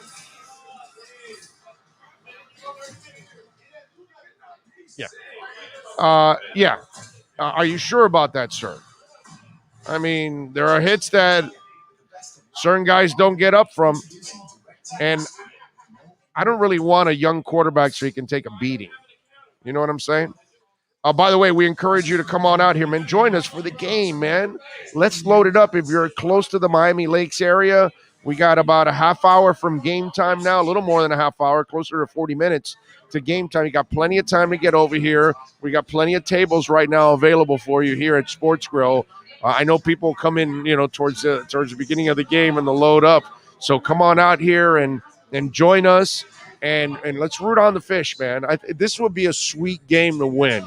Considering so many people have given up on the team, this would be a really fun game to win for the Miami Dolphins. And as I said yesterday, I want the win for a lot of you out there that have given up on these guys. And it's not fair if you've given up on Flo, because he's proven to you that he's a hell of a coach so far in the first couple of years. And he usually has his teams pretty damn prepared. What happened last week was not the norm. That happened the first couple of weeks in the first season when he had no talent and he was starting from scratch. That I get, dude. I completely understand that part. But that has not been the norm. This is the kind of game that, man, as Dolphin Nation, it'd be cool to bond and have some fun and high five around and enjoy it. I'll be out here watching the game with all of you out here, Sean and myself, and we'll be ready to take over for the post-game show. But, man, really, I'd love to see you guys out here, and maybe I can walk you off the ledge and get you not to panic so damn much. Don't forget Cash App and Venmo. Multiple ways to support our show. As always, appreciate all of you out there. Cash Big O Show is the address. That's Cash Big O Show is the address. You guys can reach out to us out there. Robert Triana, thank you on Venmo. Appreciate you giving us some love on Venmo, man. That is very, very nice of you, my friend. Thank you so much. So Cash App or Venmo, Cash Big O Show is another way that you guys can reach out. Remember, the text line is 855-912-1056, just in case. If you got too many people on the chat board there and you want to get in a question, 855-912-1056 is the text line. And whenever you're listening to the podcast, day, nights, weekends, send them in. And I'm always checking the text line every single day. Oh, I believe in Flo. UC went 0-7 in the first half of year one, 10-6 in year two, and it's still early in the third season. I'm with you, my friend. I am far from giving up on this coach or coaching staff or front office. Are they perfect? No. In hindsight, not putting experience on that line was a mistake. There's no doubt. Any changes to the O-line today, or we'll see the same starting five? Well, it looks like we're going to see at left guard, a lot of people think that we're going to see Jesse Davis there, and then you'll put Eichenberg at right tackle. We will find out if that's the case. Let me see what we have here. Colts All-Pro guard Quentin Nelson ruled out today with an ankle injury, believed to have suffered a high ankle sprain, sources said. The x-rays were negative, so good news there. He'll have tests to determine the full extent and the timetable. What else do we have here? Let me see if I see anything. Noticeably, Greg Little, obviously it was put on it was inactive. Offensive tackle traded for the summer. Omar says he expects Liam Eichenberg to start. And Austin Jackson, Robert Hunt, Jesse Davis are experienced tackle options. Expect Davis to be moved inside to offensive guard. So it's kind of the stuff that we're talking about. Albert Wilson was inactive, which is a smart move on their part. It's nice to see that they are actually learning from their mistakes. Richie Incognito, by the way, was placed on the IR yesterday, so he will not be active against the Miami Dolphins. Dolphins, by the way, have 5 wide receivers active today and 4 tight ends. Hopefully we'll see a little more max protection at times to help out Brissett make some passes, because it's not like he's a fast, a quick draw McGraw. Let's just put it that way. He's not that dude. Big O, do you think today is the day we see a big play to Waddle, provided Brissett has time to set? Fins up from all of us watching in San Antonio, Texas, Declan Taylor. Declan, thank you for keeping it locked here and reaching out to us on the text line. I would like to see a big play by Waddle. The good thing is now, Declan, with Fuller here, now you've got 2 guys that can really, do some damage. And you can use Jakeem as a decoy. So now you can really drive them crazy with a lot of speed on the field. But I hope that this is the day. If we don't see it from Waddle, we might see it from Fuller. The question is, how much does Fuller play? And do you see Matt Collins play some for him? Because Fuller obviously is not 100% yet and doesn't have a lot of playing time right now. So you kind of got to get him in the groove. Okay? Come on, Big O, stop hating. Just because we effed up giving Santiago credit, they got a better front office. Oh, you mean San Diego credit. Hey, man, if that's the way you want to look at it, you're entitled to it, my brother. You are entitled. When he starts playing like an elite quarterback and winning actual big games, then I'll start leaning that way. But for now, I'm not going to fall in love with a dude that's just putting up good stats. Herbert is no Goff, no way. Well, he might be better and he might be worse, or he might be the equal. I don't know. We'll see. I'm just not ready. See, I'm not ready to say that Tua's a failure and Herbert's a success. Maybe both will be a success. Maybe both will be failures. I don't know.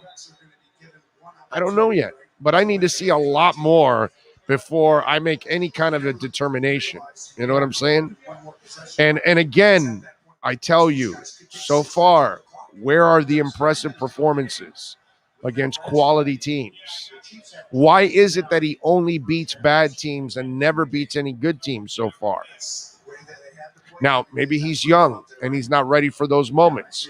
Maybe it takes him this year or next year to get to that point where Justin is beating good teams in key moments. Maybe that's part of the learning curve. I don't know. We'll find out. But I got to get there first before until I see that, then I think he's just a Jared Goff and a Kirk Cousins and those kind of cats that are going to put up some stats, but they're never going to be the difference maker that you're really looking forward to. That's all. Let's see. Too early to tell. Stop slobbering. G and Herbert hasn't done jack. Where's the great Albert Wilson? He's in shorts, inactive, watching the game. He'll be in a box in shorts. They are in a dome, so he does. It's not really cold, so he can be in shorts. Albert's really comfortable in shorts. Just like a lot of Dolph fans, I guess they fall for the fluff of Herbert and they fall for the fluff of Albert Wilson in shorts, because according to a lot of Dolphin fans, Albert Wilson was the second coming, right? Because I was crazy, of course, for telling you that Albert Wilson doesn't deserve to be on the team, because I didn't fall in love with him in shorts. I'm such a bad dude. Those annoying gnats that fly in the air in the clouds when you run into them are better at blocking than Jesse Davis.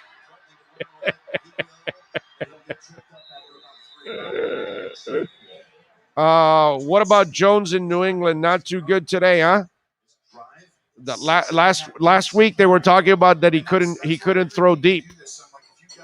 That he refuses to throw deep was the talk last week. It's not probably going to get much better. Yeah. He's 22 of 36 now, 201 yards, 2 interceptions. Somebody, I believe one was a pick six. And I don't know, somebody told you throughout the preseason, did you notice that he doesn't put up a lot of points? I don't know who that was. I was wondering. Out of all the hype, and they're talking about Mac Jones, right? And there's Mac Jones now. Kansas City back in the lead. They're losing 21-6. The good Jameis Winston showed up so far, 2 touchdowns. But Matt Jones has thrown 36 times, completed 22 of them for 201 yards and 2 interceptions. But he's arrived, Mac Jones. Mac Jones is a franchise player already. He hasn't done anything, but he's a franchise player. No, perfect cue. No, it's not you thought Mac Jones was. No, he is the next Tom Brady. Don't you see? 201 yards and 2 interceptions. Woo, doggy. And again, I wouldn't say that Mac Jones is a failure either. I'm just saying he's young. Can we watch him for a while before we think he's arrived? Can we watch Justin Herbert for a while to make sure that he's arrived? If Tua can stay healthy, can we watch him for a while to see if he's any good? I mean, the Zach Martin kid. Can we watch him before he went on that one practice where he made that beautiful throw with no pressure in the air and that workout? He was the second coming after that. Since then, reality has set in. But can we at least wait till they actually play some before we say, okay? All right, let's take a really quick break. We'll come back. We'll get the scores around the league. We'll give you some of the fantasy stats. So just in case if your fantasy players are in action, and hopefully one of your fantasy players isn't Mac Jones. That's all I'm saying. Back with more live from Sports Grill in Miami Lakes, 154-62 Northwest 77 Court. Come on out, baby. Let's watch the Raiders and the Dolphins. Let's watch the Dolphins beat the Raiders. How about that? Next. For over 16 years, EJDconstruction.com has provided South Florida residents quality craftsmanship, accurate project management, and exceptional service. That's why EJDconstruction.com is an A-rated member of Angie's List and the Better Business Bureau. When you're looking for the right custom home builder for additions or home remodeling, please call my friend Eric at 305-433-4843. That's 305-433-4843 for EJDconstruction.com. This is the Big O Show. There's many ways to support our program, from subscribing and liking the show to visiting our terrific sponsors. Another way is using Cash App. If you would like to donate to the show and help us grow, download Cash App and search Cash Big O Show. That's Cash Big O Show. We appreciate your support as we continue to build the best sports show on the planet for South Florida sports fans. Support the Big O Show by using Cash App and donate to Cash Big O Show. Thank you for your incredibly loyal support. This is the Big O Show. There's no need to drive around South Florida wasting valuable time looking for a new or certified pre-owned Acura. Go to the #1 volume sales dealership in the Southeast United States. Craig Zinn's Acura of Pembroke Pines. Purchase with pace and space in a dealership tailored to your needs. From home buying to providing a personal touch. Contact the 2020 Satisfaction Award winner Craig Zinn's Acura of Pembroke Pines. 888-776-5123. That's 888-776-5123. Or visit them at 15601 Pines Boulevard in Pembroke Pines. This is the Big O Show. Sports fans love a place with great food, cold drinks, and TVs everywhere. That's why sports fans love Sports Grill and their 7 amazing locations. Check out the Bird Road location at 11481 Southwest 40th Street in the back corner of the West Bird Shopping Center. Sports Grill is also now offering some great employment opportunities. All kinds of positions are now available, from kitchen to hosting. Call for more information at 305-485-8845. From wraps to salads to amazingly delicious specialty dishes, Sports Grill is the home to the legendary special grilled wings. Since 1987, Sports Grill, good food, good drink, and good friends.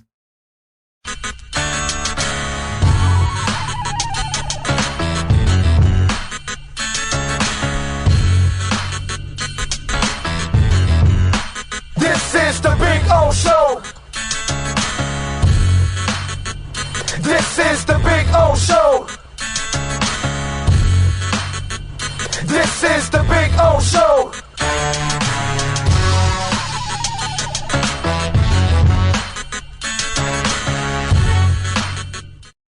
Home stretch, Leon Fresco. Thank you, sir, giving us a little love on the Super Chat. Thank you. Appreciate it. Herbert would have been great in New England. I mean, dude, maybe Herbert is just great, period. Or maybe he is on the all-runway team and he just puts up great stats. And we'll see. I mean, let's just wait till actually everything develops. Maybe Mac Jones is the best. Maybe Justin Fields is the best quarterback in the last 2 years. I don't know, dude. I have no idea.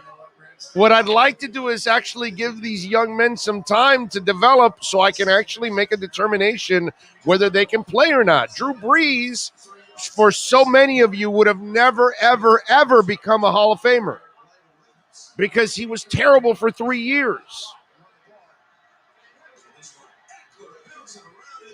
There you go. Nice run.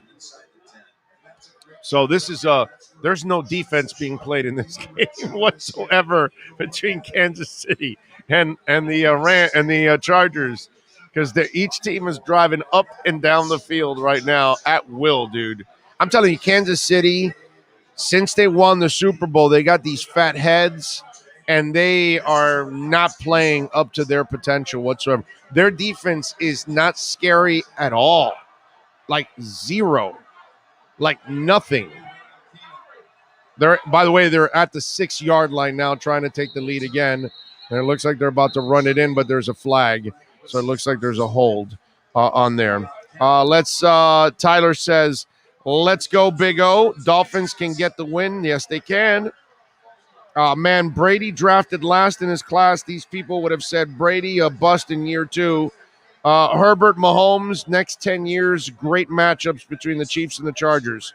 Let's hope so. Because I'm not rooting against Justin Herbert. I want to see as many good quarterbacks in this league. I just want my beloved Dolphins to have a great quarterback. That's all, because we haven't had a great quarterback in this town since Marino, unfortunately, and we are overdue for a great quarterback. I'm not rooting against any of these guys. You know what I mean? I mean, not that I want anybody in our division to have success, actually. I shouldn't say that, right? Because there's no way I can root for Mac Jones. I can't root for the Zach Martin kid. You know what I'm saying? So, Zach Wilson, yes. Although I can root for Zach Wilson because his mom's kind of hot, so you can keep her in the headlines. I gotta give him credit. That's a hot mom right there. Holy moly, that sucks being a kid when your mom's that hot, right? Everybody always wants you around because they want to see your mom, all that. Everybody else is talking about your mom. You know they're talking about your mom because you know your mom is hot, all that kind of stuff. So for Zach, maybe keep him in the spotlight where he's at least good enough that the mom can be in the mix. Let's see. Starting O-line, Jackson, Davis, Dieter, Hunt, Eichenberg, kind of what was expected overall. Davis at left guard and Eichenberg at right tackle. That's kind of what was expected. So no surprise there. And you know what? With Jesse Davis, it's not like you're moving the guy around too much. And this will give Eichenberg what? Wow, they murdered Herbert on that play, dude. Like he had 2-alike time. 1.97 seconds. I don't even think he had 1.9, bro. It was a free blitzer, and he railed on Herbert. Luckily, Herbert is a wall, so he can actually take the hit. And then afterwards, I think there was a cheap pass interference call on the Chiefs. So now they're going to get first and goal. Yeah, first and goal. First and goal. Real. That is crazy. Let's see. We may have a QB that's a diamond in the rough sitting on the sidelines today, just saying. You never know. You never know. I mean, Sinnett might be that guy. He might not be. You never know. It could happen. It could happen. Listen, I don't want it to happen right now. I don't want to put an inexperienced young kid in there. Remember, he had a field day against third and fourth stringers, and he tore him up, and he looked great. I really like what I saw from the kid. Fundamentally, I like what I saw from Sinnett, but let's be honest now. He hasn't been put in these kind of situations with NFL defenses scheming at him. That now is the time for Brissett to take center stage, to play smart football, to manage the game. That's what he can do. But part of managing is up to the rest of the guys doing their job. And a lot of the stuff that goes on today is obviously how in the hell are you going to stop Darren Waller? That'll be Eric Rowe, I know, is looking forward to that matchup, but nobody can look forward to playing Darren Waller because that guy is a freaking stud and a half, okay? That's a touchdown. They didn't give it to him? What happened there? I thought Herbert threw the touchdown there. Looks like it was a touchdown. I don't know. What was that penalty? That's weird. I thought the Chargers scored on this one. Oh, but there must be some kind of a penalty against the Chargers. Oh, okay. Illegal motion on the offensive line. All right, I see it. So stopping Waller obviously is going to be a monster key today because they've got some other really good weapons, but Waller, obviously, you guys know, is an absolute beast. And then Crosby and Ngakoue. Now that you've got Eichenberg at right tackle and you've got 4 tight ends active, 2 of them that can block, let's make sure that there is a tight end and there's a running back cheating over and chip blocking and helping out. And you want to hit Crosby, hit him a lot. You want to hit Ngakoue. You want to make sure that they know that they're aware of somebody coming at them constantly, not just the tackle that's going to be chipping away at everything. You know what I'm saying? So to me, that these are the key matchups in this game. And then obviously it's going to be up to the offense to do their jobs. You know, Devontae Parker can't be dropping footballs. Will Fuller, Waddle, they can't drop footballs. Matt Collins, I would imagine, is going to be in the mix today over. That's why Albert Wilson is inactive. I forgot who was tweeting something this past week about Wilson and Jakeem, and I said, it's a joke. You got to have Matt Collins in there and active and playing. And Matt Collins, I think, is a guy that's reliable also, too. And if I'm them, I'm definitely using him. All right, they didn't the Chargers, by the way, did not get into the end zone. Herbert could not find anybody and had to overthrow somebody in the back of the end zone. So it looks like they're going to settle for a field goal and try to tie it at 24 in the half. A lot of points in that one. So let's hope so. I got the Dolphins winning in this one. I'm picking the Dolphins. I'm going with the Fins on the road. I have faith in this coach. I have faith in this coaching staff. I have faith that this team is going to bounce back and play a really respectable game today. I may be crazy. You can call me crazy at the end of the game. You can check back in the post-game show and tell me what the hell was I thinking. I get all of that. I'll be open to that criticism if you want. But I'm going to go with the track record that they've given me in the last 2 years, that this has been a resilient team and a resilient coaching staff. George says, Big O, Herbert getting a big quality win. When's it happening, sir? I love these people that are way ahead of themselves. It's halftime. There's 2 minutes left, and it's tied at 24. Okay, I mean, there's 2 minutes left in the fourth quarter, and it's tied at 24. Herbert couldn't get him in the end zone. He got him tied. Yeah. Guess who has the ball now? I was going to say, Mahomes gets the ball. 2 minutes left, and Mahomes gets the ball, and the incredible Justin Herbert could not get him in the end zone. But he is incredible. He can only get him to tie, but he is incredible.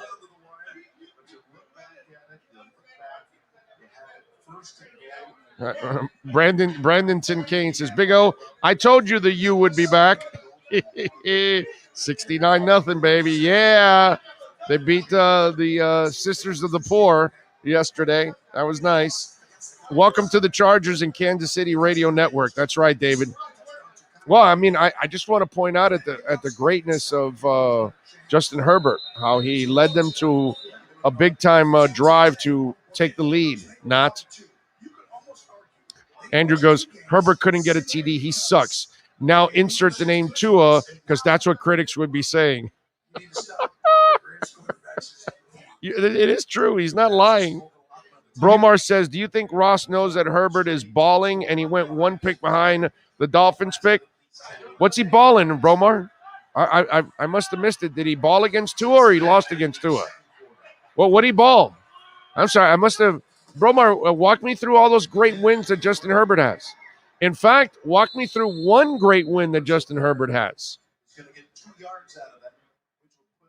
So if you and Ross think he's balling, well, then you guys have like low standards. Michael from Vermont says, Big O, only thing that wins is sack pressure master. Who is our guy? Yeah, Agba is the guy right now. He's the guy, and Van Ginkel has been quiet the first couple of weeks. They've got to unleash Van Ginkel. You are correct about that. You better pressure the hell out of Carr today. You better be all over Carr's ass today. Okay? Pittsburgh trying to come back on the Bengals, and the Bengals are leading 24-10 right now. What I want is for those of you that live in South Broward, those of you that live in South Dade, or North Dade, I'm sorry, get your asses out here to Sports Grill in Miami Lakes. Have some awesome wings. Have a great atmosphere. I want to be celebrating this victory with a bunch of Dolphin fans today. Okay? Because there's a bunch of Dolphin fans that have given up on us already, have given up on their team. So that's why I want you guys to be here. The loyal fans that aren't giving up on your team, that believe that your Dolphins can go out there and shock the world and beat the Las Vegas Raiders. So get your asses out here, 154-62, Northwest 77 Court in Miami Lakes, right off of the Palmetto and 154th. It's on the west side of the Palmetto, and it's the shopping center that's on the north side there. Right when you get off, it's the immediate shopping center on the right side. So come on out and join us. Sean and I will be here. We'll be watching the entire game, having some fun. We'll have an open mic for you. If you got questions in the postgame show, you can come up and ask a question. You want to hear Justin's field stats for today? Oh, yeah. Let's do it. Poor kid. 5 of 16 for 58 yards. He's been sacked 8 times. Rookie for 53 yards. Myles Garrett has 4.5 of those sacks. He probably is responsible for half those sacks. The offensive line isn't responsible for the 8 the Bears sacks. have 51 total yards on the day. Yeah, scramblers tend to scramble into sacks. Yeah. If you have the Browns as their defense, probably doing pretty good fantasy. Right Yes, definitely. I'm with you there. But again, is Justin Fields done? No. Can we give the young man a while to play so we can find out? You know, a lot of people think that he's going to struggle reading defenses early on in his career. That they're going to have to cut half the field and give him over and under options. Just give him 2 options where he rolls out to one half of the field or the other half, and he has a high-low option. That kind of stuff. A lot of people feel that he's going to have to do some of that early on in his career before you're able to expand his vision and able to see the whole field. Whether that's true or not, we'll find out as time goes on with him. But Nagy is a guy that's used to having mobile-type quarterbacks, so he knows how to kind of set up those kind of offenses. So it's not something that he's not familiar with. But again, Justin Fields, I'm not ready to give up on the kid because he was terrible today. Or Mac Jones, or Zach Wilson, or Tua, or Herbert. None of these guys have arrived no matter what anybody tells you. And none of these guys are failures no matter what anybody tells you. Let's give it some time. See, this is Pat Mahomes right here, man. This is the Kansas City Chiefs, man. They've been this since last year. I'm telling you, they don't play. They're loosey-goosey, lackadaisical. And by the way, there's 42 seconds or a minute and 42? What is it? Because they've got the ball at their own 41-yard line, and Justin Herbert will have a chance to win the game now with a minute and 40. He's got the ball back. Here we go.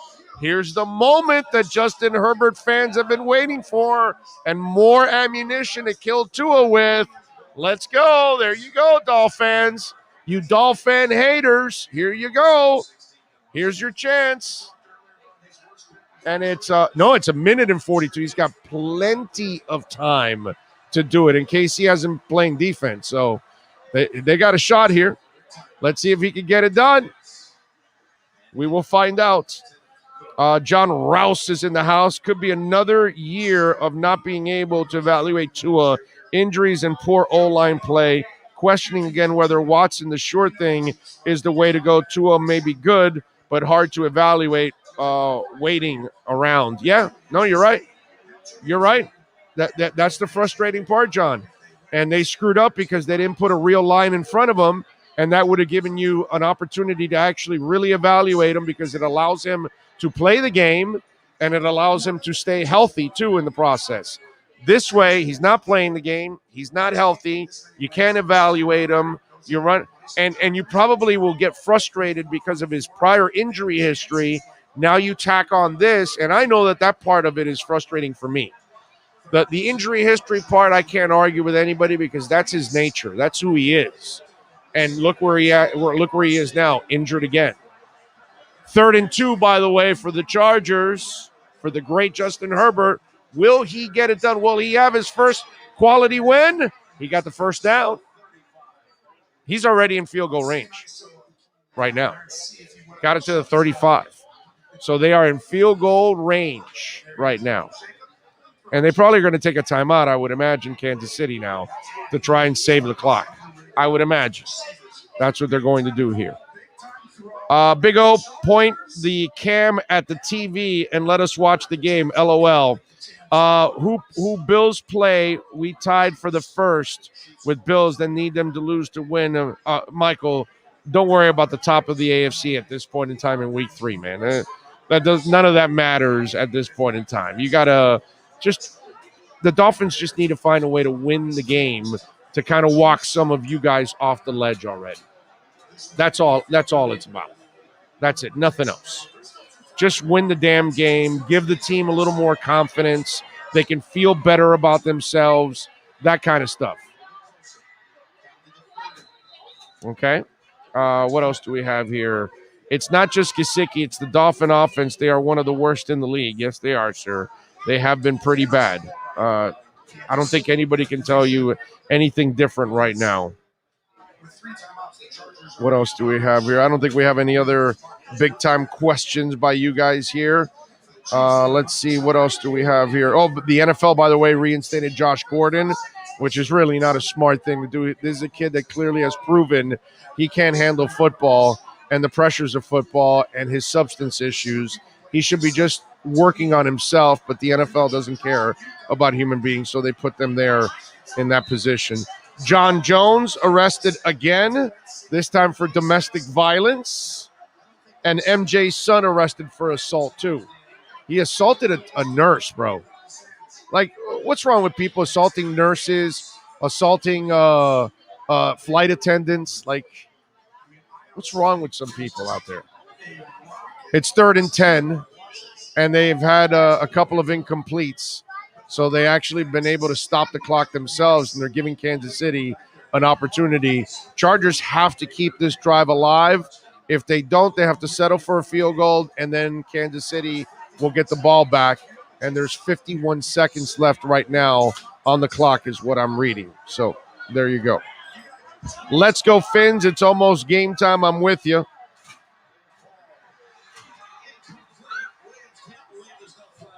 All right, so an incomplete. I didn't see it. Was there a clear interference? Should have been called. Let's see. No, it's not. That's a great play. That's a fantastic play by Hughes. Holy crap. That was a great. When they slowed it down, and before that, it looked like I got there early. But, yeah, when they slowed it down, he's right on plan. Yeah, now it's 48 seconds left, and the Chargers are trying for a field goal. He put it too high and too close to the DB. He had to put it away from the DB so the guy can body him, but he put it right where the DB could bat it. What timing by the DB on that one. So they're trying to ice the kicker now. What is it? Armando is killing the Dolphins? Is that what you guys are saying? What's he writing about? Oh, Lordy. Browns are almost a double digit on sacks. They're not number 9 now. Wow. That's awesome. That's impressive. I'm looking at Armando right now, but I don't see anything. He's tweeting mostly about the other games, actually. I haven't seen too much. All right. Well, there you go, folks. All right, we're going to wrap it up here on the show. We'll be back for the post-game show, and hopefully we'll be talking about a happy post-game show where the Dolphins end up getting the victory. They're actually going for it on 4th and 4 and not the field goal? Wow, here we go. That's showing. Oh, doggy. That's on the offense. It'll be 4th and 9 now. It'll be 4th and 9 now. So now they've got to go for the field goal, or it'll be a long field goal. Oh, they may not be confident about their field goal kicker all the way there. That's why they were going for it. Wow, so now Herbert's got 4th and 9 now. D. Lyman getting into Herbert's face and talking some garbage, trying to get the kid nervous. So they're actually going for it on 4th and 9, by the way, folks. They have no choice. So that tells us that at this distance, they weren't happy with their kicker, and they're at the 36-yard line. He made it. Oh, he dropped the ball. Came in late, flag late. Yeah, late flag. Wow. This was getting crazy. All right, let's wrap it up. We'll see what happens here. There is a penalty. I don't know what they're going to call, but it was a 4th down play. It looked like it was an incomplete pass, but it looks like they got a penalty on the Chiefs for a pass interference, so it gives them a 1st down. That actually puts them in field goal range right away now. So maybe now they go for a field goal, but they're going to try to run out the clock. They have to. They have no choice. Now you just got to run. Don't even put it in the air now. You don't even risk it and put yourself in position for a field goal. All right, crazy stuff. All right, we will see you guys on post-game show. Looks like Herbert got your great win right there on a mistake by the Chiefs. Nice job. All right, we'll see you guys post-game. You all be good out there. This is the Big O Show. Sports fans love a place with great food, cold drinks, and TVs everywhere. That's why sports fans love Sports Grill and their 7 amazing locations. Check out the Bird Road location at 11481 Southwest 40th Street in the back corner of the West Bird Shopping Center. Sports Grill is also now offering some great employment opportunities. All kinds of positions are now available from kitchen to hosting. Call for more information at 305-485-8845. From wraps to salads to amazingly delicious specialty dishes, Sports Grill is the home to the legendary special grilled wings. Since 1987, Sports Grill, good food, good drink, and good friends. It's the Big O Show. You're tuned in to the hottest sports radio. When you need your warehouse looking